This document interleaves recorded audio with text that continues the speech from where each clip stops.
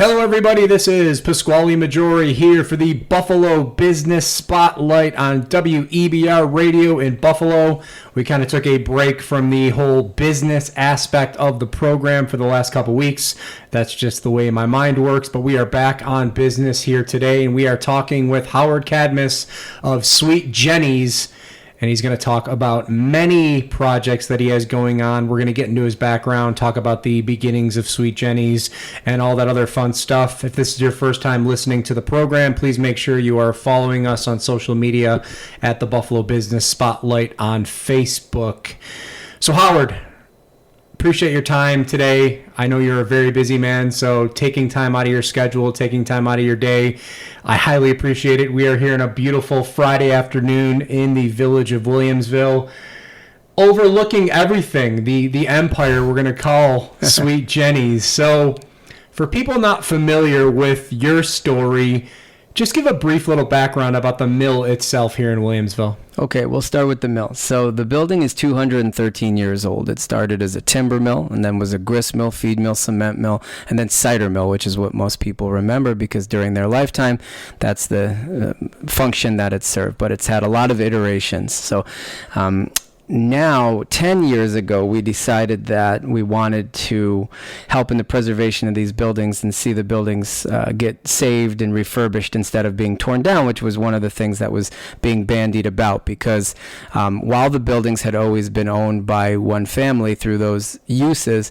in 2005, the buildings faced foreclosure and they then were saved by the village, quote unquote saved, and the village owned them but did nothing with them, and they sort of fell into extreme disrepair over the time from 05 until 2014 when we started to occupy them and got under contract to purchase them, and then helped write grants to not only fix the buildings but renovate Spring Street before our eventual purchase. So the history of the mill, I guess, starts with family ownership and family-run businesses and now continues under our ownership the same way. So we're very lucky to have them. It includes not just the red mill, which people call the Williamsville water mill or the cider mill because that seems to be the use that stuck. And again, that's what was going on when people were alive. But it also includes the office we're sitting in, which was called the Zent House, which is now law offices, mine, and I rent to other attorneys, and our red building, which is a dojo, where we have Mizuchi Dojo, where we teach Ishin Rokanawa and karate, and Joy Yoga upstairs. So all three buildings are now under our ownership, and we've been, like I said, fixing and caring for them for 10 years, and then legal owners since summer of 2016. How long did that whole process take to get all the paperwork finalized, and were there any hurdles you had to jump over to make sure everything went through?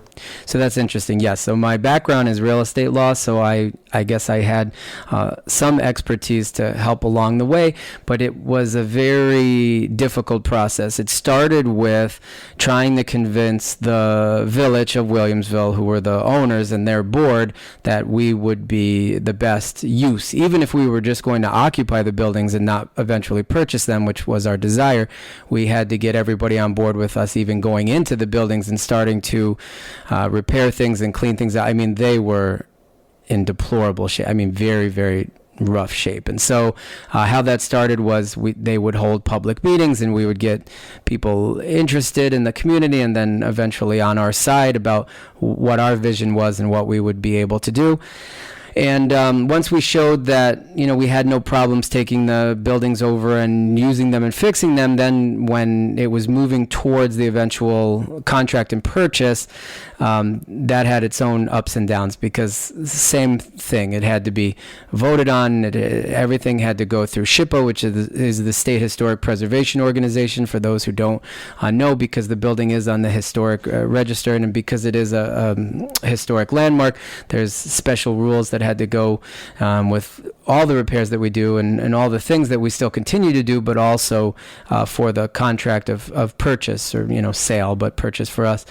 There were a lot of rules, but and there were also some hiccups because when you have a very public sale like that, you have to open it up to other bidders, and there were people who wanted to put yet another bar here, or everyone had their ideas, their designs for what it could be. You still get people who walk in and say, wish it was still cider. And, you want to be kind, but sometimes you respond that if that was a viable business model, you wouldn't just have Mayer Brothers and Smiths and maybe a handful of others. You'd have the amount of cider mills that you do, with the micro brews. So that's the big thing now. But you try to explain to people that horse and buggy whip factories used to be everywhere too, but unfortunately things changed. So for us, it was a good use of the building. Kitchen on one side where we make our chocolate and ice cream, and then retail sales and shipping on the right, because we ship all over the U.S. and all over the world, and then comics and toys upstairs. So when you saw the building, when you started investigating the building, was your vision Sweet Jenny's at that point in time, or did that evolve down the road? No, that was always our vision. So we purchased Jenny's almost 15 years ago, but 14 years ago from the prior owner, Deborah Haney, who had started it in 1985. Jenny's is turning 40 years old next year. So she had run it that whole time, and it had different locations. It was two buildings away from Jenny's, one building away from where we sit right now having this interview in what now is a bar, and also up in the corner, which is Share Restaurant. It occupied both those spaces over time. And so when we took over Jenny's, we knew that we needed a space that would accommodate our growth, because at the time, Deb, the prior owner, had moved from the location I just mentioned, where it had its inception, to Main Street in one of Scanlon and Vern Troy's buildings, or Vern Stein's buildings rather, where they have my wife is coming in, where they have dog wash to the left and a salon to the right. So it wasn't an ideal location. It was very small, and it just didn't suit our needs, as far as our growth and what was going on. So did you have a backup plan about a different location, maybe a different town or village, if that didn't work out with the actual mill itself? So it's funny you say that. Our design was never to move Jenny's out of Williamsville. It's been such a part of the community for so long, and it's recognized by so many people, and people have these wonderful stories about how I went here as a child, or how I went here after my graduation, and how much it meant to me.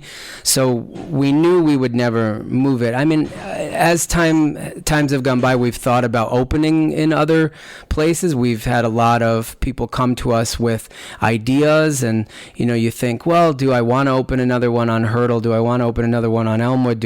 When they were doing the renovations at the arena, and they were making Canal Side, we were approached, and we investigated that space. But it was never about moving it, not having a presence here in Williamsville, because it means so much to us, the community, and because Jenny's means so much to them. But it was just about finding a space that accommodated us.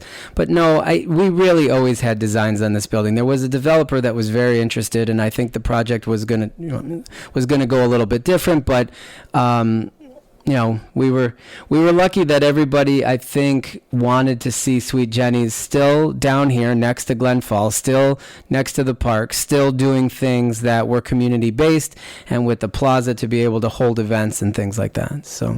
So once you got everything up and running, what were the early challenges you faced getting the business off of the ground? Oh boy, what challenges didn't we face? My wife and I had very intense day jobs. We're both attorneys, but my wife was working in finance at the time, and I had a solo practice.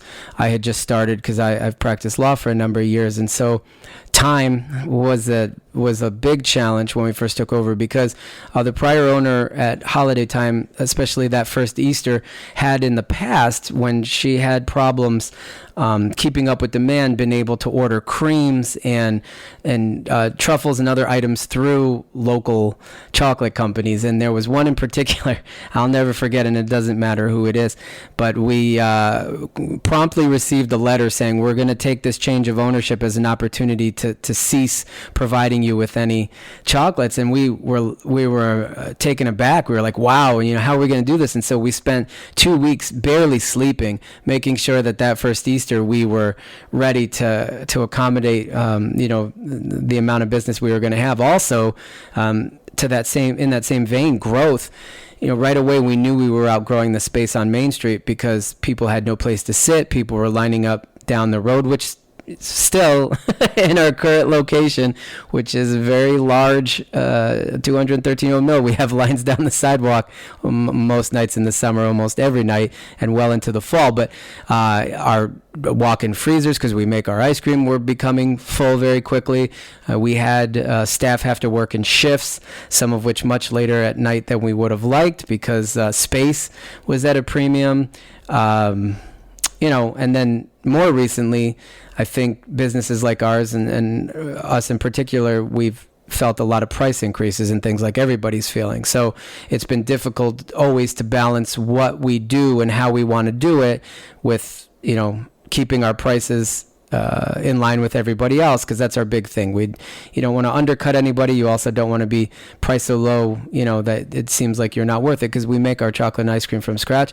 So that's always been price has always been a concern. Space has always been, and they're ongoing. And then staffing, because I think everybody has the same issues. When we first took it over, we had a very different mindset, I think it's safe to say, from the prior owner, and the way that we do things, we're very particular. And so I actually have a pair of twins. They're my friends' kids who work for us, and they're fond of telling us when people in the school they attend say, "Oh, those people are mean. I heard that they work people very hard," to which we're very proud of that, I guess, idea about who we are and how we are. But I would say, in defense of that mindset, that over the almost 15 years, the 14 years that we've had Jenny's, and a lot of employees, because they cycle through, they are in high school in their junior and senior year, and then they go to college. We have a lot of people who come back even when they're grown, and we also have the people we got along with. It's fun to watch them become doctors and lawyers and tradesmen and have really good careers.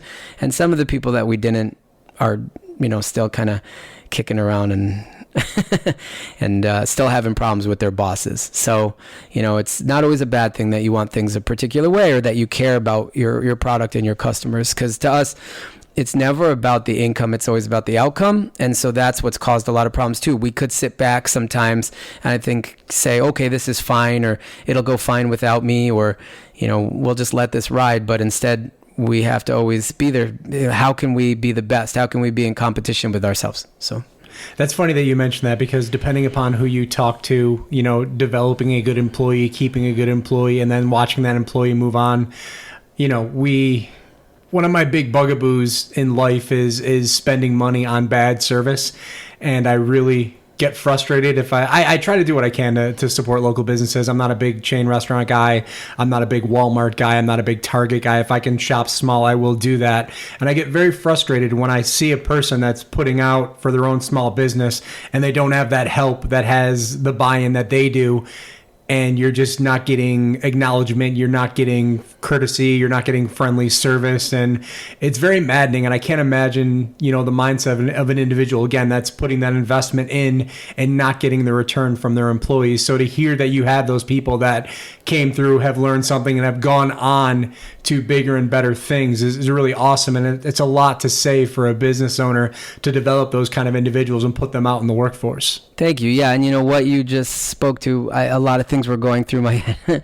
One is we feel the same way. We try to support local, even with our ingredients. Nuts that come from Nutto's, cream that comes from upstate, honey that comes from Fairy Tale Farms in East Aurora, where we really try to source that stuff, because when someone does have skin in the game, you're going to get a different product from them. You're going to get people who care. Also, if someone's dealing with allergies, like a lot of my friends and family and their children are, when you're a small business, first of all, you're going to care because it's in your makeup. But second of all, you're going to care because the potential liability is staggering.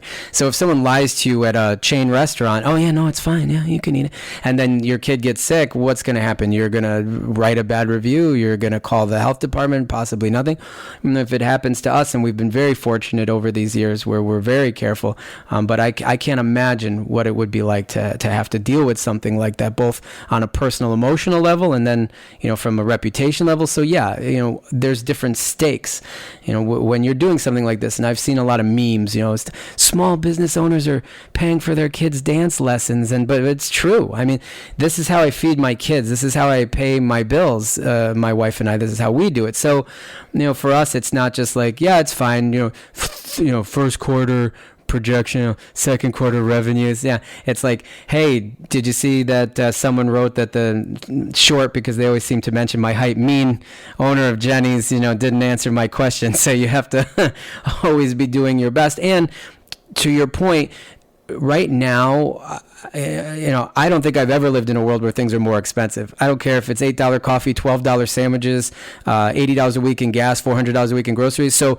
when someone comes in, first of all, I know they have a lot of choices in Western New York for chocolate and ice cream, so I'm happy they came to us. Second of all, I know they worked hard for their money, and it seems like every day they're alive, it costs $200 just to get out of bed. So we're thankful that they're choosing us. They're giving us their money. We're giving them a product that they can enjoy. And then the service, yeah. I mean, we want people to be greeted. We want to almost overserve, because for me, one of the worst things is walking into a place and I'm ignored, or I'm, worse than that, treated very poorly, maybe based on nothing, not even my shoddy appearance, which after working, I'm not always the most well-dressed man, but yeah, it's a terrible feeling. So we're very cognizant of how that feels, where you walk into somewhere and the owners would be appalled at the service you're getting. So we try to give the kids pep talks. We have things like, if you get a 5-star review and it mentions your name, you get $10. We have Employee of the Week, where you get some financial rewards. A lot of the time we institute that. So there's motivation too, because it's almost like a family in that everybody's rooting for you. And also when you have younger employees, if one person, they know an incident happens, then it very quickly becomes all the kids are talking about it, or whatever the current word for making fun of another person in a friendly way is. So there's a lot of things that keep everybody doing their best, which is great. And I guess a lot of that is also the buck stops with us, right? We're the end. We're the ones who are always responsible. So. Yeah, I can't. I get really frustrated when you mention that thing about people making a comment about a small business owner trying to make a living. Small. Yeah. I mean, you're the person making the financial investment, the time investment, and, let's rewind back, talk about 2020. I was working at a local talk radio station during that point in time, talking to a lot of business owners, hearing the frustrations that they had by being told, yeah, your business can stay open today, but only for 4 hours. You can only put 4 tables in the dining room and try to make your business work that way. You can do it because you've done it this long. And, people having that mentality of like looking down on somebody that's just trying to improve their lives by and helping other people by hiring other people and impacting a community is really, troubling to me. But, there's a lot of other things that are troubling in society as well. And that's just a small part of it. It's another podcast. Yeah, that's a whole nother hour. Rewinding back a little bit, you mentioned working full-time as an attorney, your wife as well. When you're getting Sweet Jenny's off the ground, how did you find that balance between working full-time, starting a business, and then spending proper time with your wife as a married couple?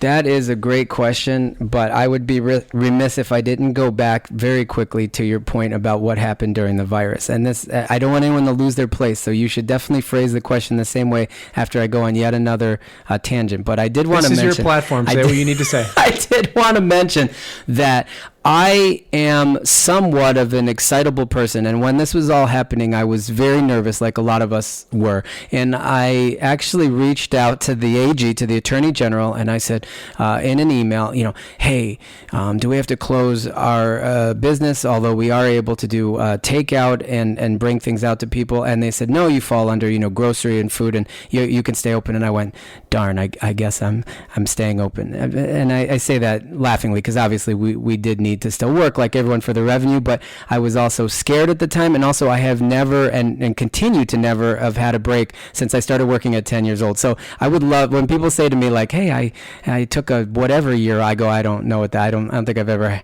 had more than a day off every couple months or 3 days off a year. But I then wrote to the AG and said, as an attorney, I know some courts are closed. Can I stop? And they were like, nope, closings are still deemed essential. I said to my wife, man, I guess I'm working the same through these whole things. But we did pivot with Jenny's and found a way to have the takeout window and found a way to still function, which was amazing. And it was through the strength of the community and the dedication strength of our employees. So I just wanted to tell that funny story that I almost got time off because I said to the attorney, I wrote to the Attorney General and asked if I could have time off. But I guess you can't work from home when you make chocolate and ice cream, and you can't work from home when you're doing closings. So well, if you're going to talk, if you're going to talk about it, we can talk about it some more. All right. Because I'm very interested. And I enjoy hearing, from business owners about what they went through during that period of time.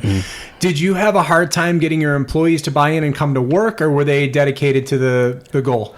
So what we did was gave everybody the choice. If you were uncomfortable, you didn't have to come in. If you were comfortable because we were masked and because we were keeping distant, which you can when you're inside and bringing things out to people's cars, then you could come in.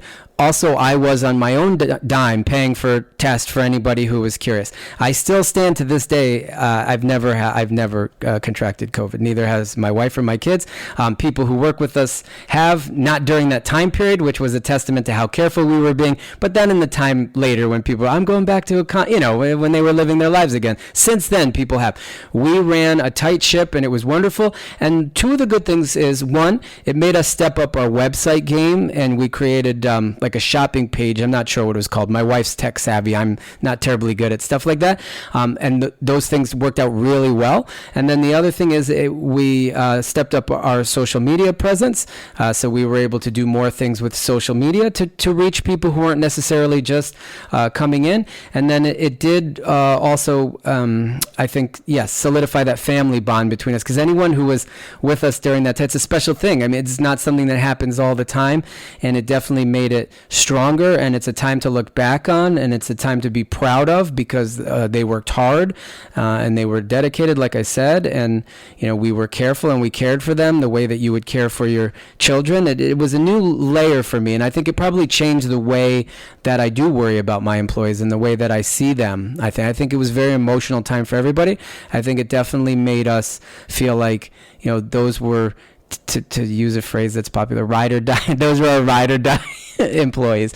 And even the ones who have left to go into banking, one girl in particular, another girl became a teacher, will always have that. And when they stop back to see us, you still have that feeling. So tangent over.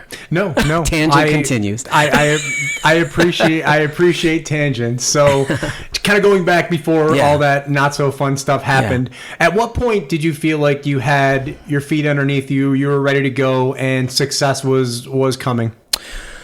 So we always felt that way, and I'll tell you why. I have a very different mindset about life than some people, and a very different mindset about business. I was raised by my grandparents in downstate New York, and I grew up very modest. I had a very modest upbringing. So my grandparents did not believe in owing anybody money, and they did not believe in living beyond your means. And even when credit cards became, prolific in the 80s, there were no credit cards, no anything like that. If I wanted concert tickets, I worked for those concert tickets. There was no, pay, buy it now, pay for it later.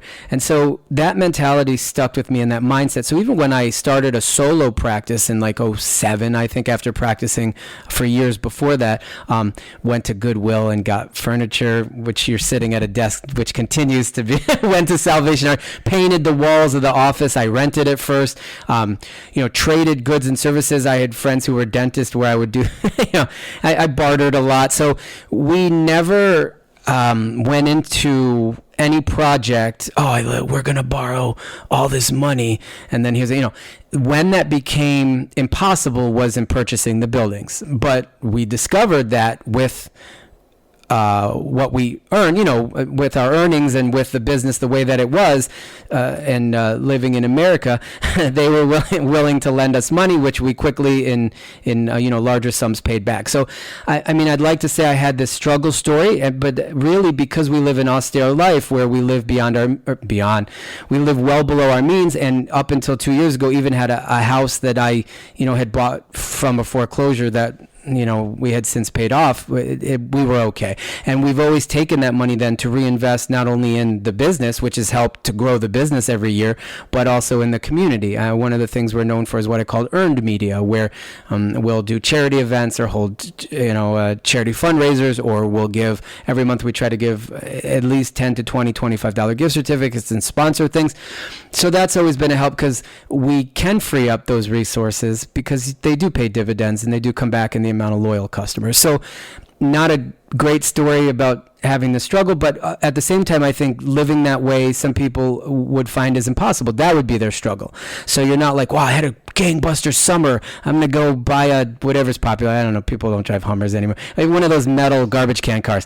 So, you know, Cybertruck. Well, Cybertruck. Yeah, it looks like the Batman vehicle. Sorry, whatever his name, Elon, who's being promoted to some cabinet position. So we never had that mindset, and we don't have a lake house somewhere, and we don't, you know, we work and we struggle in that way, and that our time, really all of us, our time is the most precious commodity we have because we don't know how much we have, and the ways we choose to spend it is one of the most important things you could do. But for us, we have no regrets because the way we spend it is with our workers who are our family, our customers who we love, and our kids work with us. So it's the best of the best, if that answers your question. One thing I'm very intrigued by what you mentioned about the community aspect of it, charitable giving, things like that. During my day job, I work for a non-for-profit, so I'm responsible for seeking donations and organizing a golf tournament, other things like that. So many times I have businesses that I work with throughout the year. They never say no. They're always good the next year. And I feel like, what can I do better to thank them for what they've done for us? So if you get approached by a charity, a non-for-profit, as you mentioned, media is coming. I'm seeing your face on the news a lot. Channel 4 is very good at profiling local businesses and local business owners that are helping out.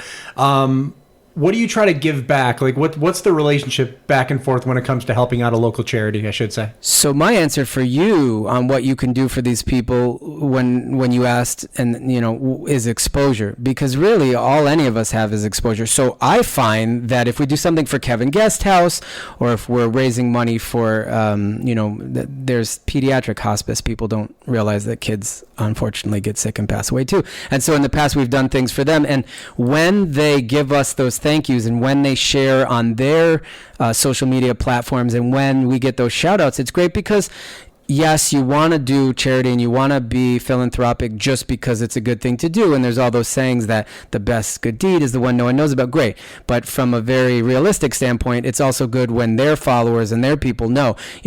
One of the greatest things in the world, and you're seeing it right now, is when people can cross platforms or media. When Taylor Swift's followers are watching NFL because of who she's dating, or when a country star decides to do a rap album, even as long ago as when Run DMC and Aerosmith did. Yeah, it was great. It was one of my favorite things. So the same thing is true with what we do. So for you, what could you do? Just giving them their the credit that they're due. And then for me, what can I do is to just keep pushing through and working with people I believe in. During the virus, I had a unique opportunity. It's a story that I love where I had, when I'm younger, as one of my bands that you secretly like. Not that it's embarrassing, but I was more into harder stuff. But I love Toad the Wet Sprocket. It was a band in the 90s. Glenn Phillips is the lead singer. And so he was doing these little concerts, acoustic concerts on Facebook. And my son at the time was obviously a couple years younger because, it was 4 years ago. So he was like 5, 6 years old. And so we would watch these things and it would make him feel like everything was okay. He had a lot of concerns about what was going on, and Glenn's concerts were great. I reached out to Glenn. I said, hey, would you like some chocolates? Okay. So we send him. He sends a little handwritten note to Carter with his favorite lyrics from a song, Walk on the Ocean. I then say to Glenn, hey, would you like to raise money for some of the food banks? And so we sold these chocolate squirrels, which he put, and again, so he gave us exposure. It went on his website. It went on his Facebook. We raised money for, including our local Feedmore, I think is the current name for it. It used to be Food Bank, and before that it had different names. And it was great for everybody involved. But that's the thing. Everybody involved ate who was at the table. Like, we all had an amazing time with it and from it, and it's something I'll always remember. And we only had gotten to Zoom with him because of the way the world was, but since then we've gone to 2 concerts and hung out with him, my son Carter and I, and so that friendship has continued even after the particular thing that we did. So that's awesome. I always love to hear, again, stories like that. So you mentioned embracing social media, online ordering, things like that. What other kind of innovations do you see for the future of Sweet Jenny's? So sometimes I think trying to reach out to people and be positive, which has really been a huge thing for us, can kind of backfire. Around the election, we've had a lot of feelings, and we recently had a post that really should have just been a feel-good post that was met by some with some resistance. And the only reason I mention it is to say that no matter what avenue you take, whether it's an increased social media presence, whether it's videos, whether it's, you will always have some people who do not like what you're doing and people who don't support you. And that's just a reality of what you do. Even just being open, a brick and mortar business, people will walk in and some people will just be like, this is terrible. I don't like it. Whether it's a shirt, whether it's a suit you've made for somebody, whether it's pasta, that's just going to happen. So I mention it so people know not to be deterred and to know that there is no surefire way to grow and to keep everybody happy. You can't keep everybody happy. But yes, online presence is important, and then the charity thing is a huge thing for us, which we already hit on. And the only other thing is sincerity, which is why I started the way I did too. If you're genuinely yourselves and you don't try to have any kind of image that you're not able to maintain, then you're going to be fine. When people come in, they know that I'm kind of a talkative, kind of colorful person. They know that a lot of our staff is the same way. They know that if you come upstairs to the comic shop, you're going to have very opinionated people who probably, if it's still safe to call them geeks, are geeks like me, comic geeks, you know? And so I think being genuine with who you are, with your brand, will get you the people who love what you do, no matter how you're doing it, whether you're sending tweets or blue skies now, or whether you're reaching out on the radio, or whether you're reaching out through TV ads, or whether you're on social media. Just you have to be genuine, and that's really what we do. And again, some people, and I don't even want to speak for the shop myself, some people love me and some people hate me, but I am unapologetically myself, and it comes with age, and it comes with having certain successes, and it also comes with just learning how finite our time is and how unpredictable our lives are. And really, if you're always faking it, someone's going to know. Like, I'll tell you, one of the people that I find to be an inspiration, and people might like him or dislike him, is Russ Salvatore. And I'll tell you why. Because he's always there. He's always trying to do good things. He has issues with his family. Hey, we all do. He has things that he's never shied away from when they come up. I've never heard him pivot to be somebody other than who he is. And there have been other people around that I thought they were doing some good things, and then people thought they were doing some not so good things, and then they changed their image, or they tried to kind of backpedal. You should be yourself, and I am of the mindset where if I am blessed enough to be in my 80s like him, I still want to be here. Do I need to be? No. I mean, a lot of times I could trust my staff and they do a great job, but, you know, I think to myself, if I was to, like many of us in our family, we've been unfortunate enough to know people who get that call, like, you're sick. If I was to find out that I was sick, I always think every day, what would I do? Would I change something? Would I immediately do something I've never done that I'm yearning for? No. I would still spend time with my boys, my two sons, Cole and Carter. I would still be at my business because it's my happy place. And I would still be around my staff who I love. So not many people are blessed enough to say that. There's not a single thing. And the same holds true if I was to become a millionaire.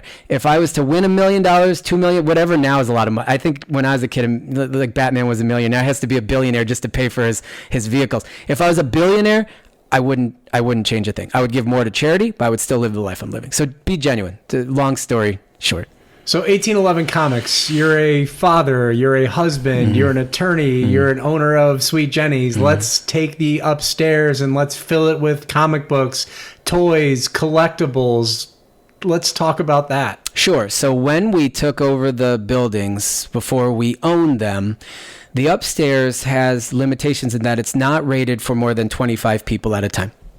So sometimes our downstairs, which is, we could pack however many people the fire department say we can pack down there. So you think to yourself, what can I do upstairs? Historically, it had been storage for the people who had the building. They hadn't really utilized it in any meaningful way. And I thought to myself, well, what's something I know about? What's something that's a dream where I could really express a creative side, because like a lot of other people, I had in the past drawn comics. I had aspirations and started actually at an art school before I went for my regular undergraduate degree, and I've always been involved in things of that nature, of an artistic nature. And comics for me, I would not have been a voracious reader growing up, and I would not, I think, have accomplished the success I have if not for reading and if not for comic books. So we decided, okay, we're going to do this. And then we started putting up things that were autographed and signed, because sometimes people would stop by, or we would sell our chocolates at conventions and run into people and give them the chocolates, and they'd love it. They'd reorder. They'd, famous people. And so, okay, we'll put this stuff up. And then, it kind of grew from there. And then we were lucky enough early on that a friend of mine was bringing in wrestlers from what I think is the greatest wrestling era in the world, the 80s until the 90s. So, the first person was Brutus the Barber Beefcake. Someone called and said, "Hey, Brutus is in town. Would you want him to come by?" I said, "Oh, okay, what do you mean come by?" "Well, maybe people will come get things signed, but if not, he'll just hang out." I go, "Yeah, why would I say no? How much money do you want?" Honestly, they said something ridiculous, like $50, $100. I go, I would pay that for him just to come to my house and to just eat dinner with me. Because, growing up, again, I didn't have a lot. So when people had these rubber wrestlers and these toys, and a couple times, and now I was a kid, so I don't think I can be prosecuted, but my friend's father worked at the garden and snuck us into events when I was young a couple times. So now hanging out with those guys seemed like, wow, that's amazing. And then after Brutus, Honky Tonk Man came out. And we found that these guys would talk to their friends and say, hey, there's this place in Williamsville. If you're doing another signing in Rochester, in Toronto, in Mississauga, find this guy, come out and do a little signing here. And, have some fun. And so Jake the Snake Roberts, Hacksaw Jim Duggan, I don't know if these names mean things to people out there. They mean the world to me. And so we started with that. And then comic book artists, we'd give them chocolate at conventions and say, hey, yeah, you want to do a signing? And so even on December 7th coming up, we have Ken Lashley, who's a big name in toy design for Lucasfilms and Hasbro and all these toy companies and comic books. He redesigned Shuri's suit, which is Black Panther's sister, and he did all these amazing things. He was on X-Men.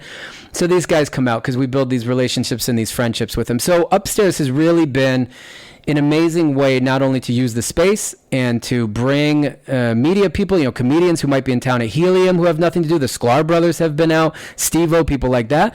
But it's also a way for people to have a really amazing experience with not only themselves, but with their children, because it's very nostalgic. You walk up, there's toys from the 70s, 80s, 90s, 2000s, and so on, all the way through the modern day. And so some guy, oh man, Ninja Turtles, I had that. Oh my God, Action Jim, like if you're a little bit older. Oh man, I remember buying this particular comic in 74 at the bodega near my house. And so we found that that is a very powerful thing that people can bond over that. So I hope that answers that. Yeah. So did that start with your own personal collection? You kept adding into it, or how did we get going with it? No. So, Queen City, which is one of the oldest comic shops in North America, Emil's dad started it. Emil runs it, and then Emil Jr. will continue to run it for years there near South Campus downtown. He had some overstock. I reached out to Diamond Distributors, which is a company, and said, hey, I want to put in an initial order, which was huge. And then I was hitting like Kelly Schultz's Antique World and stuff. So we were building up a big business that way. And also people had said to me over the years of being a real estate attorney, oh, I'm selling this house and there's a ton of, do you want them? And I had always said, no, I don't know what I do with long boxes. But I started to, in contemplation of starting it, say, okay, sure. And so some were gifted, some were purchased, but we found it's very quickly with a ton of stock. I mean, I could open 3 1811 comics with the amount of stuff I have. So getting stuff is not the issue, especially when you have a passion for it and you have an eye for it. So we very quickly had enough product. We didn't, and it wasn't my personal collection. I have yet had to sell things that were mine, but I also don't keep a lot of memorabilia, nostalgia items for myself. Like if we look over my left shoulder, it's the original line of Star Wars toys signed. So they're all carded up here on this shelf. You guys can't see because I'm pointing, and they're all signed. So like even Harrison Ford and Mark Hamill. So they're up on this white shelf over my doorway, and they mean the world to me, and they're in clamshells. And so that's something I wouldn't sell no matter what, but how those mean the world to me because I couldn't afford those toys growing up. That's how some of the stuff we sell to people, like a My Pet Monster they couldn't have, or My Buddy, or things like that, or the Thundercat, the entire, run of the first Thundercats. So So yeah, no issue getting stuff. Still no issue getting stuff. No issue moving stuff. We're very fortunate that a lot of people come up. It's a kind of a curiosity, and even famous people who have come in. I know I mentioned to you when we were just talking before this, Stephen Fairley, who wrestles as Sheamus, unapologetically a toy guy, huge toy guy. So whenever there's a match here, he used to pop up and we would toy hunt. People like that, people you would never think, because in our day there was a different mindset. We couldn't be as open as people can now about things like that. So I remember even when I moved here to finish law school and going to Queen City, I was a little like, oh, I'd like some, like you're embarrassed. You're like, I like comic books, please. And then I'd see Buffalo Bills in there and I'd see people like that. And I was like, oh, we're coming up, man. We could do whatever we want. And so it's so funny that you mentioned that too, because I went through the same thing mentally as well. I went to What's in Your Attic in the Eastern Hills Mall at the time, and I saw a King Kong Bundy, Hillbilly Jim, WF, LJN, and I just bought those. I'm like, all right, I'm here. They're in great shape. I'll buy them. And then it's kept going and going, and now I have 2 Detolfs of the full LJN complete series, and it's motivational for me though, because that was the era that I started watching wrestling. That's what got me involved in wrestling. That's what got me inspired to be a wrestling promoter and be more involved in wrestling. That is what I look at when I need some motivation. I'm like, all right, this is why I'm doing this. If I have like a bad day, I'm like, this is why I'm doing this. It's great. And I think people are, as you mentioned, now people are more open with that, as opposed to being, I'm afraid to wear a Batman shirt to dinner event on Friday night or whatever. Yeah. Well, let me tell you, toys, comics, chocolate, ice cream, all things that evoke emotion, and I think remind us of a time where life made more sense. As we grow and as we age, we see the reality of things. And I mentioned how finite our time is. We see friends getting sick. We see loved ones dying. We see jobs of friends being lost. We see just the reality that there's going to be bills. And even though you do your laundry twice a week, there's always laundry in the laundry bin. And even though you grocery shop, you're still going to be out of something. So these things that I do, and it's great for me because it keeps me kind of living and remembering a time when things made more sense. That's the same thing it does for a lot of people. I receive no greater joy than when someone says to me, man, I love rum raisin. It reminds me of Christmases with my grandpa. Or, man, every time I get sprinkles on my ice cream, I think of my uncle. You know what I mean? Or someone comes upstairs like, man, I'll tell you, that Christmas where I got this mask, which the mask was the Mobile Arms Strike Command. It was a toy that, like a Transformer type. Man, I remember that Christmas. It was right before my parents' divorce. So that emotion, that feeling, that tie to it is something that's very important. For a lot of us, remembering and I guess being a little bit shaken into remembering that things are not as bad as we sometimes think. And as long as we have our family and our health and the people around us, they're not as dire as we might think. I think that's important. And I think that these things do that. You brought up the pandemic. And during that time, people really took stock of what was important, and they really wanted things that made them feel like life made sense.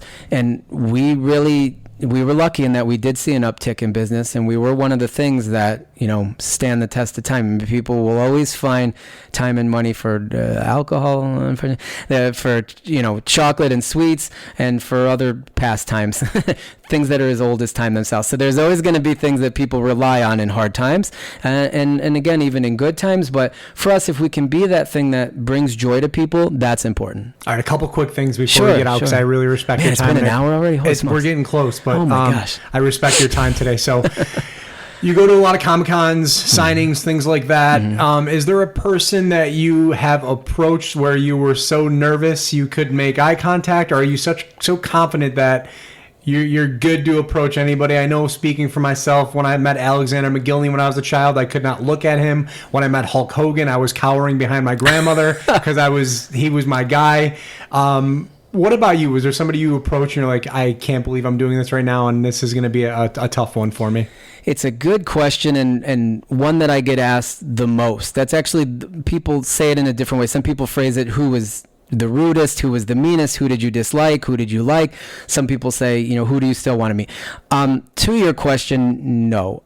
I have never been nervous. I've been excited, but I think becoming friends with the wrestlers over that time, really listening to their stories, listening to, these are guys who sold out arenas and had toys in their likeness and couldn't go anywhere in the world without being recognized. And they were eating with me at Breaking Eggs when it was still here in the village. One slept over in my house because he didn't want me to have to put him up in a hotel. You're like, okay, they're people. People are people. And you very quickly realize that the promos they cut and the makeup people wear and the clothing they wear, it's a job, and that's what they do with anybody, with anything.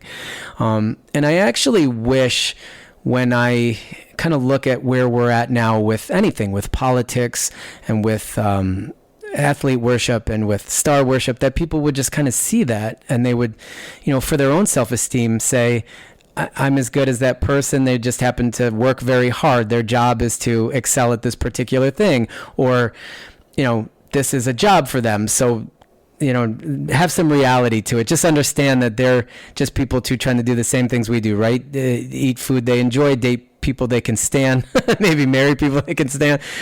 They go through the same things we do, divorces and all this. And same thing with hard work. I think if people knew that famous people work, that's their life. They give up the normality or sort of normality that we have of a life in order to do that. I don't think they'd want it. And so, if anything, I think more than fear or adoration, sometimes I almost feel, not pity, because that's a crazy word to use, but I feel bad for some of the people I'm meeting, especially if I'm the 200th person in a political event. I'm meeting a president, which we have met presidents of the United States. I'm just thinking, wow, I don't want to be there right now. I'm glad I'm not, shaking 200 hands. Well, so. you mentioned drugs in an earlier statement. When I was on a wrestling event with one of my all-time favorite wrestlers, I approached him just to say, hi, you've influenced me in wanting to do this, and I appreciate everything, but drugs got in the way. So after that happened, I really changed my perspective on a lot of people that came before me, I should say, being exposed to them. But I totally understand what you're saying. Lastly, the most prized autographed photo that you have. So this is going to be cheesy, and if anybody's made it to this point in the interview, I give them credit. I'm going to give you the most honest answer that I can give you. Any picture with my boys is the most prized picture that I have. My sons mean the world to me. So I was a little late to become a parent, and I'm looking around this office, and even in my office, so in the shop, there's a ton. I see a picture with Gene Simmons, which was an amazing experience, and we talked about Haifa, Israel, and our family living in shtetl. It was great. He touched my face and said, "You're a good boy." There's stories of everything. Mike Tyson was kind. I grew up very close to him in Fort Greene. We're not terribly far off in age. I mean, he was like a hero. Great. All these things, this is honest, hand to God, could burn or be stolen, and I would be okay. But the pictures of my son, I'm going to dig into my pocket. I'm explaining what I'm doing now. I always carry a picture of my boys with me in my pocket. So any picture, I just showed it to him. Yeah. Oh, I love printing pictures, as you say. Any picture of my sons, and then the cards I have that they sign. You're the best dad, and those are the things that mean the most. And I truly mean it on my life. That's what means the most. These other things, they have monetary value, or there's great stories that I'll always remember, God willing, unless I forget my bearings. But my boys changed my life. They made me a softer person, a warmer person, a better person. So, if anyone's listening to this who knew me before, yes, I was a meaner guy.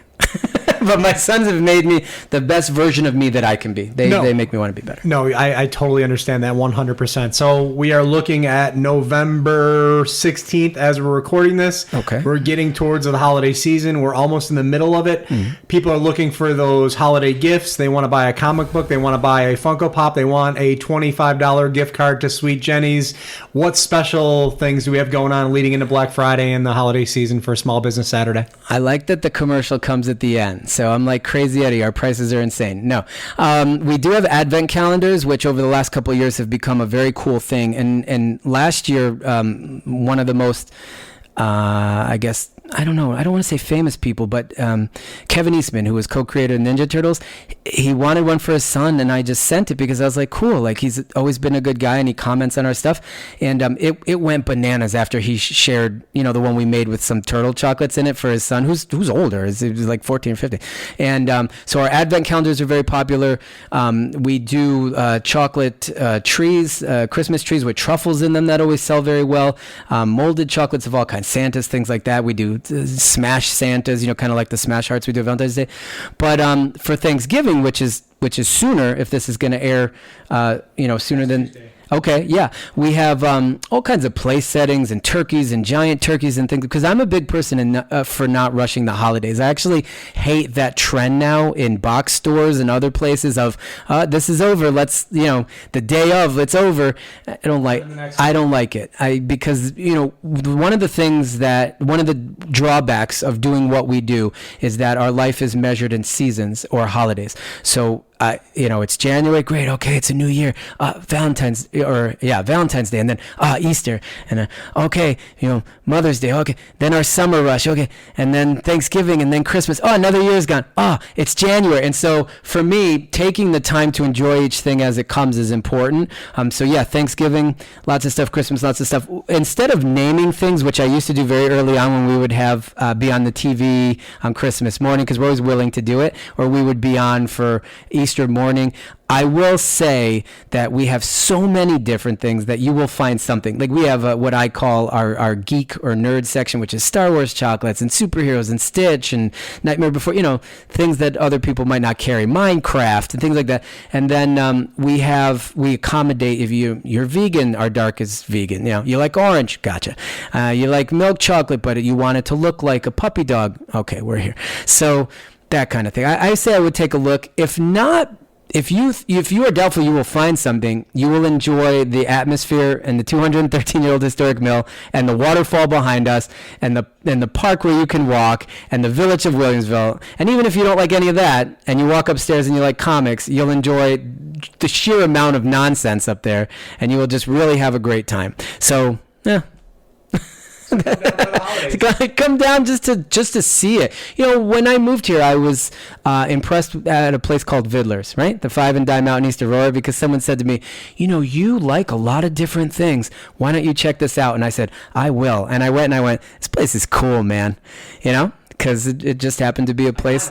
It was something for everyone, and I kind of feel that that's what we do. We also have a horse you can ride, a coin-operated horse, but got to give credit where credit's due. And the great thing about Western New York is we have a lot of amazing small businesses and a lot of people who care, and really you can't throw a rock without hitting a cool restaurant or an amazing shop or a cool comic book store or even record stores. I mean, skate shops. I love it here, so.